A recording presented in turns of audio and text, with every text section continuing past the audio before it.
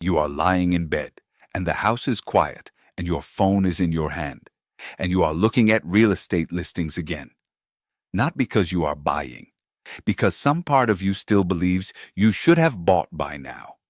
You scroll past a 3-bedroom ranch listed at $485,000 in a suburb where your parents paid $74,000 for essentially the same house in 1986. You do the math in your head, and then you stop doing the math because the math makes your chest tight, and you put the phone down, and you stare at the ceiling, and the voice in your head sounds exactly like your father. Buy a house, stay at your job, put your money in the bank, and for God's sake, don't talk about what you earn. He wasn't wrong. That's the part that makes this so disorienting. When he said it, when your mother said it, when your uncle said it at Thanksgiving with absolute certainty while carving the turkey, they were reporting from lived experience. They had done those things, and those things had worked. The house tripled in value. The pension materialized. The savings account paid 5%. Silence about salary didn't matter because the union contract posted the pay scale on the break room wall. But here is what nobody updated. The economic structures underneath every single one of those principles have shifted so far that following the same advice in 2026 produces the opposite result. Not a slightly worse result. The opposite. Let me show you the math they never ran, because the world they lived in didn't require it. Start with the house. In 1980, the median existing home price in the United States was $62,200. Median household income was $21,020. That is a ratio of roughly 2.96 to 1. 3 years of your household's gross earnings bought you a house. The mortgage rate was brutal in nominal terms, 13.74% on the 30-year fixed, according to Freddie Mac.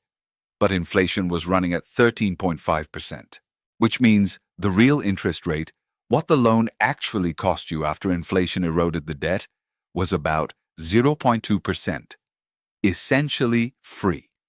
Your parents' generation was borrowing money that inflation was evaporating almost as fast as interest accrued.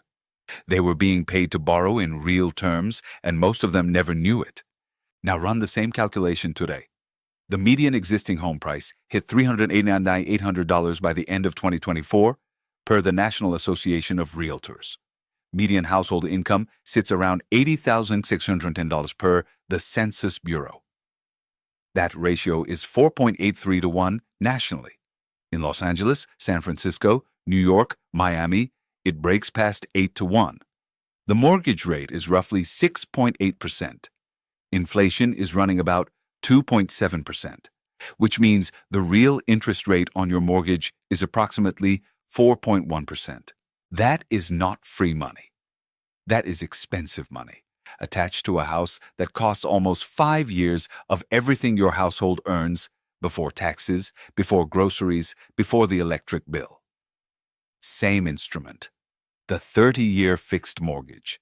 Completely different financial product, depending on whether you signed it in 1980 or in 2025.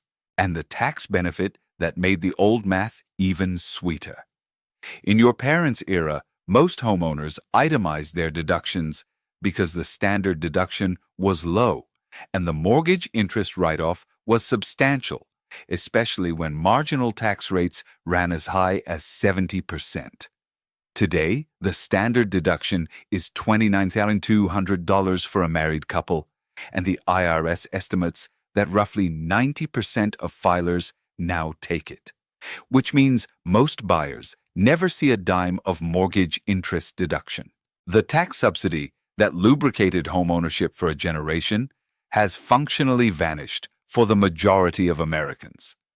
So when your father says, buy a house, he is remembering a transaction where the house cost 3 years of income, the loan was essentially free after inflation, and the government gave you a meaningful tax break for the privilege. What you are facing is a transaction where the house costs 5 to 8 years of income, the loan carries a real cost of 4%, and the tax break doesn't apply to you. Same advice. different planet. And before anyone says real estate always goes up, let me put a number on that. Robert Shiller, the Nobel laureate who built the most comprehensive long-run housing data set we have, documented that U.S. real home prices, adjusted for inflation, were roughly flat from 1890 to 1997. Over 100 years of essentially zero real appreciation. The explosive run-up was 1997 to 2006, followed by the crash, followed by the recovery. If you bought at the right time in the right market, you did well. If you bought at the wrong time in the wrong market, Detroit in 2006, for example, you may still be underwater in real terms.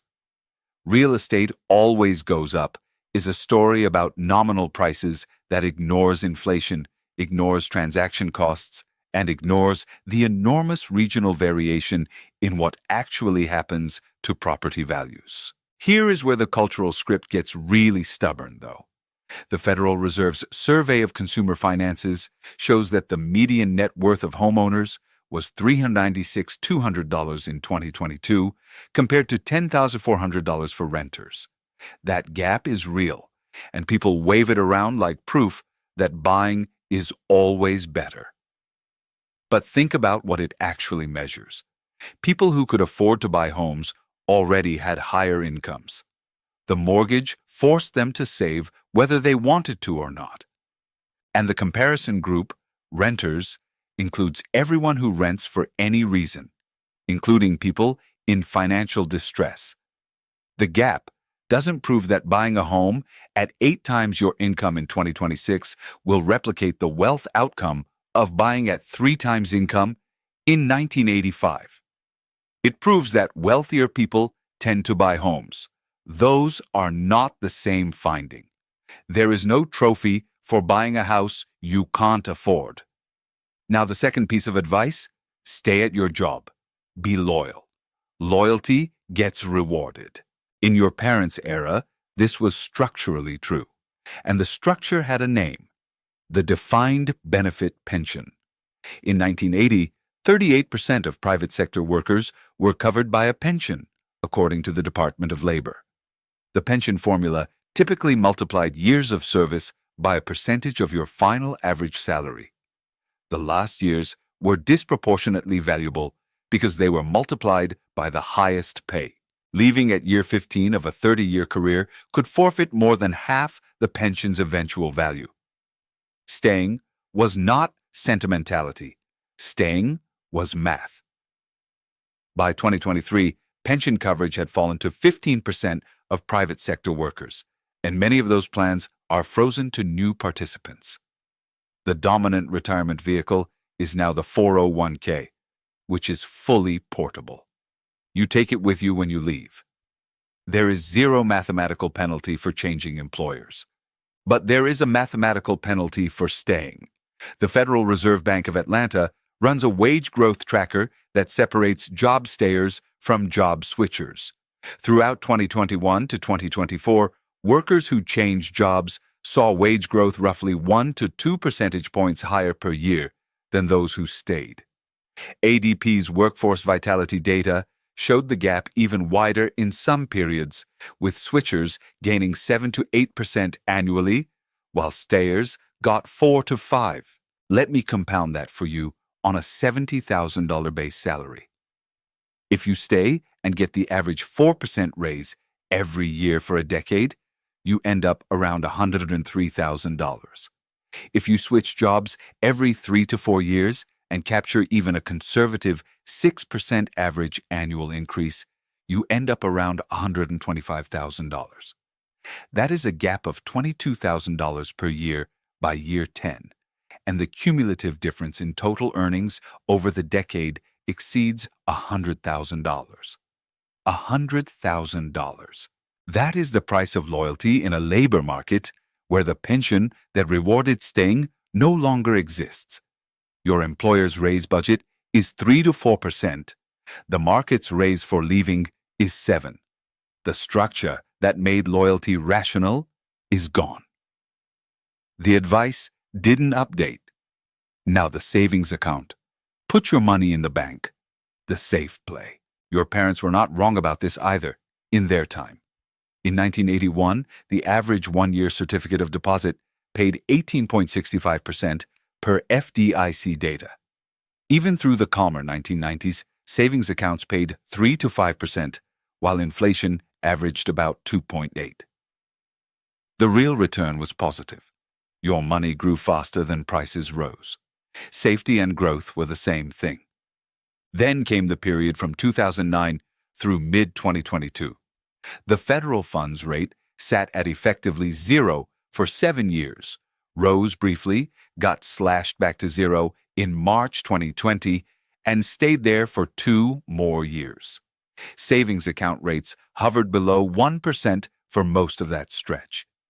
Meanwhile, inflation ranged from mild to the 9.1% peak in June 2022. Here is what that did to a real person's real money. If you put $100,000 in a standard savings account in January 2010 and left it there through December 2024, earning the average national rate, your balance grew to roughly $105,000 to $108,000 in nominal terms. But $100,000 of 2010 purchasing power requires about $142,000 in 2024 dollars just to buy the same things. You lost $34,000 to $37,000 in real purchasing power.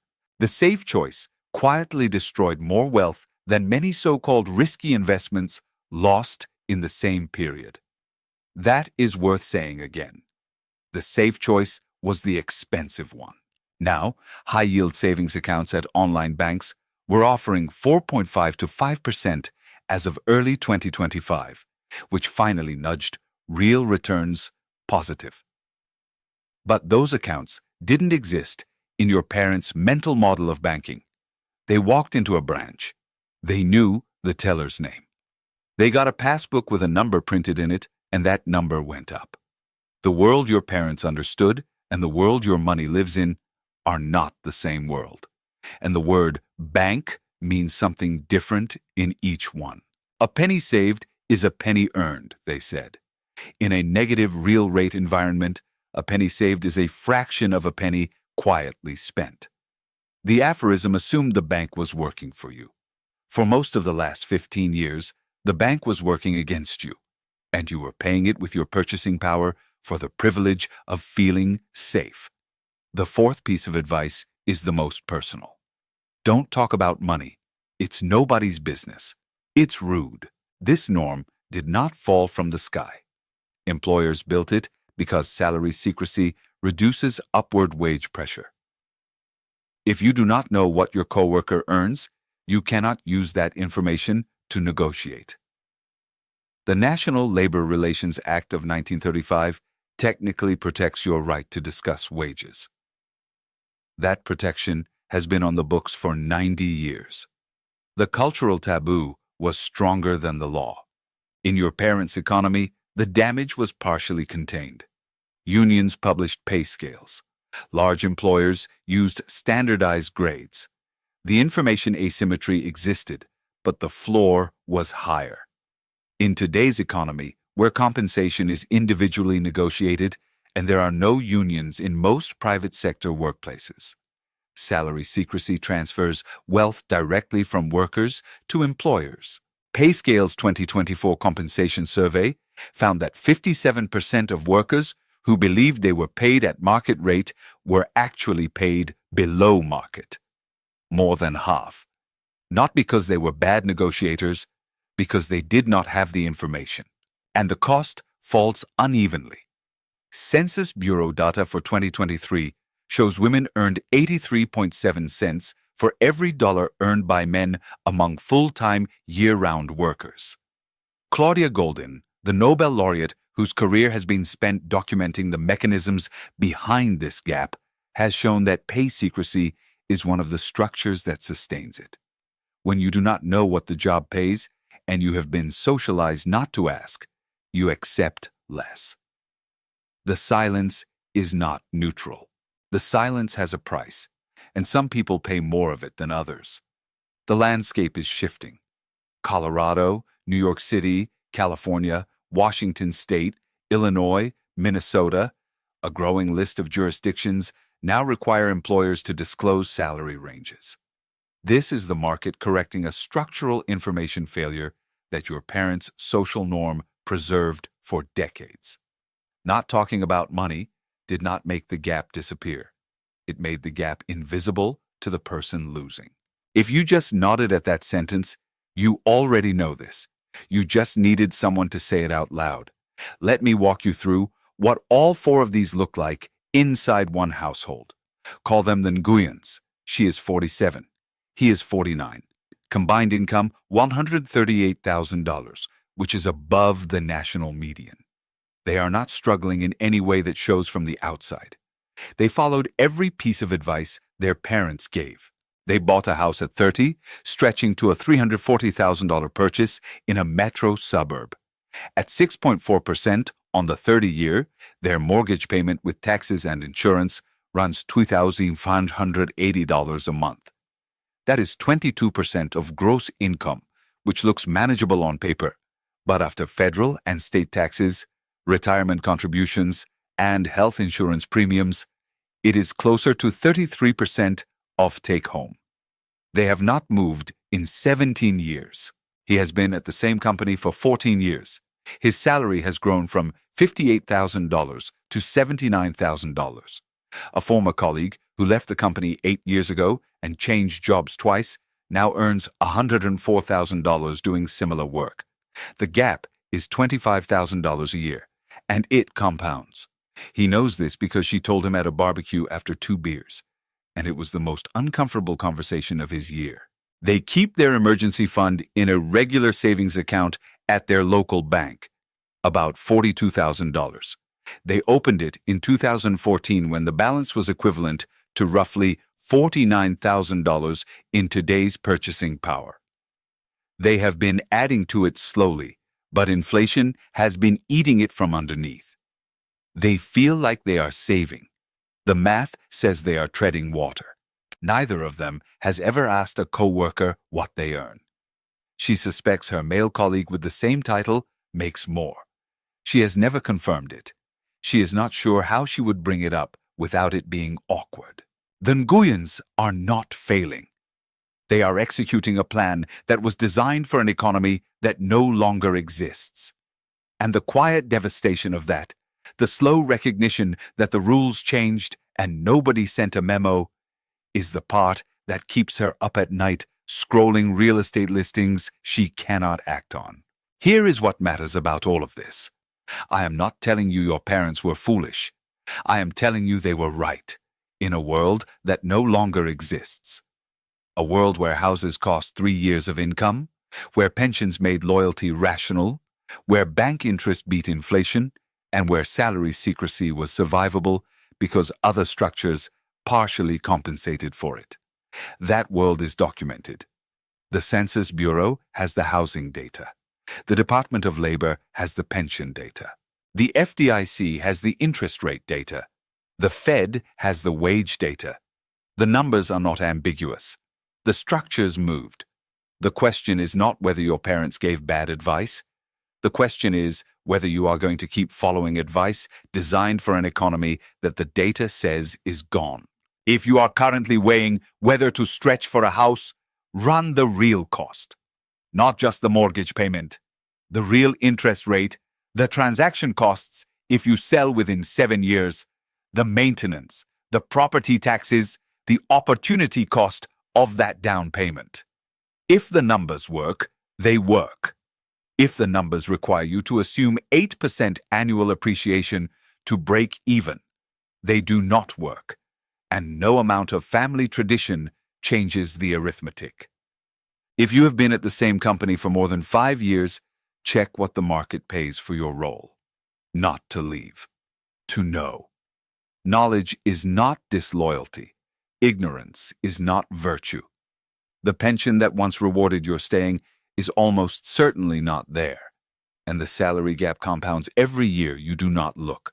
If your savings are sitting in an account paying less than inflation, they are shrinking. The word safe described a real characteristic of bank deposits in your parents' era. Today, it describes FDIC insurance on the principle.